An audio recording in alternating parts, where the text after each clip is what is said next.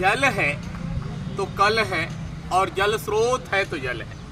प्रत्येक रविवार को हम लोग किसी न किसी तालाब पर स्वच्छता अभियान चलाते हैं। उसी कड़ी में मैं पहाड़िया तालाब पर हूँ और आप देखें कि काशी के सबसे सुंदर तालाब पहाड़िया तालाब, जल की स्वच्छता आप देख सकते हैं कि मछलियाँ भी दिखाई दे रही हैं और चारों तरफ तालाबों की रंगाई पोताई। एक बार दिखा दीजिए राकेश जी।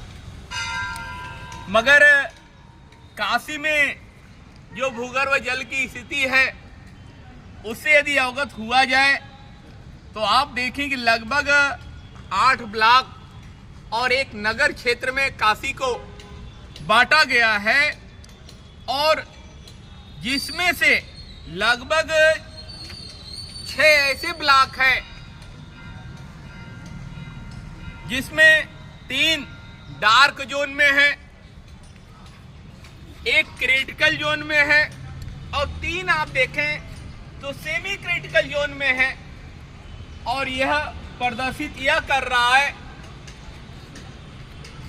कि बरसाती जल को हम लोग सहेज नहीं पा रहे हैं, क्योंकि जितना जल हम निकाल रहे हैं उतना हम लोग रिचार्ज नहीं कर पा रहे हैं।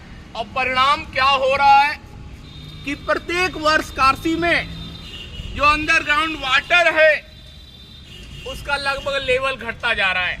अगर हम आंकड़े की बात करें तो 2023 में लगभग 16.45 मीटर भूगर्भ जल का लेवल घटा है।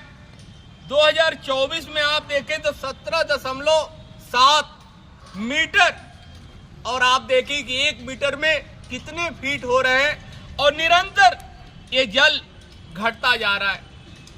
इसको बचाने की जिम्मेदारी बरसाती जल को संरक्षित करके भूमि को रिचार्ज करने की जिम्मेदारी क्या केवल सरकार की है, हमारी आपकी नहीं है।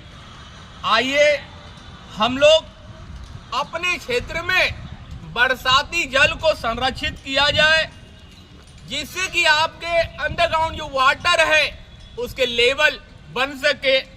पहाड़िया तालाब की अगर 10 साल पहले की अगर आप फोटो देखेंगे तो आपको विश्वास नहीं होगा कि यह वही तालाब है। निरंतर इस पर मैं और स्थानीय लोगों को लेकर कार्य किया गया और आज आप देखें तो पहाड़िया क्षेत्र निरंतर इस तालाब के कारण उसके अंडरग्राउंड वाटर के लेवल बढ़ते जा रहे हैं।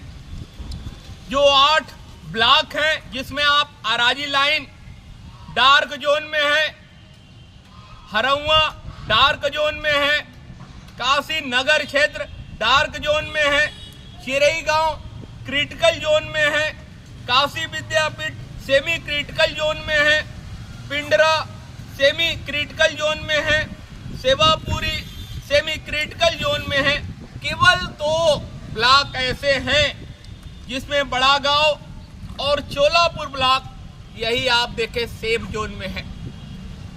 कितना पानी हम लोग निकाल रहे हैं और कितना पानी बरसात से रिचार्ज हो रहा है।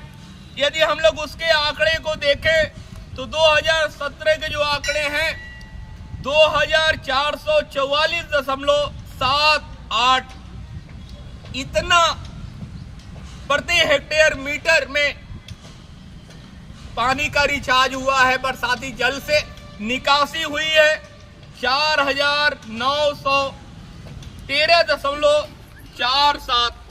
इस अंतर को आप देखें तो लगभग दुगुना अंतर है। और यही 2020 में हम देखें तो 2820.29 इतना रिचार्ज हुआ भूमि और जल निकासी हुई है 5043.86। 2022 के आंकड़े को देखें तो 2046 रिचार्ज हुआ है और 5120.06 जल की निकासी हुई है। 2024 के आंकड़े हम देखें तो 2314.37 रिचार्ज हुआ है बरसाती जल से भूमि और 5214.38 प्रति हेक्टेयर भूमि से जल निकासी हुई है। आप देखिए काशी में निरंतर चाहे होटल हो, हॉस्पिटल हो या बड़े बड़े फ्लैट हो, निरंतर वहां जल निकासी हो रही है, मगर उतनी बड़ी मात्रा में हम लोग जल को भूमि के अंदर नहीं डाल पा रहे हैं। परिणाम क्या हो रहा है कि निरंतर अंडरग्राउंड वाटर का लेवल गिरता जा रहा है और उसे मेंटेन करने का एक ही तरीका है, एक है harvesting system. Harvesting system develop करके हम लोग बरसाती जल को भूगर्भ में डाल सकते हैं। और दूसरा सबसे आसान तरीका है, जो प्राचीन काल के हमारे हार्वेस्टिंग सिस्टम हैं, जो तालाब हैं, कुंड हैं, पोखरे हैं, कुएं हैं, यदि हम लोग उसको रिचार्ज कर लें, उसमें बरसाती पानी को संरक्षित कर लें, तो हमारे भूगर्भ के जल का लेवल बढ़ सकता है। मगर यह कार्य करेगा कौन? क्या केवल सरकार की जिम्मेदारी है क्या? हमें आपको भी चेतना पड़ेगा, हमें आपको भी इस पर कार्य करना पड़ेगा। जिस प्रकार कोरोना पीरियड में कभी किसी ने सोचा नहीं था कि ऑक्सीजन संकट आ जाएगा, मगर आपने देखा कि ऑक्सीजन संकट आया था। आने वाले दिनों में यदि जल संकट आ गया तो हम क्या करेंगे? क्या सरकार आपको जल मुहैया करा पाएगी? इस पर विचार करने की आवश्यकता है। ये हमारी आप सबकी जिम्मेदारी है कि आइए अपने क्षेत्र के भूगर्भ के जल के लेवल को बढ़ाया जाए, अपने आस पड़ोस के तालाब को, कुंड को, पोखरे को साफ किया जाए।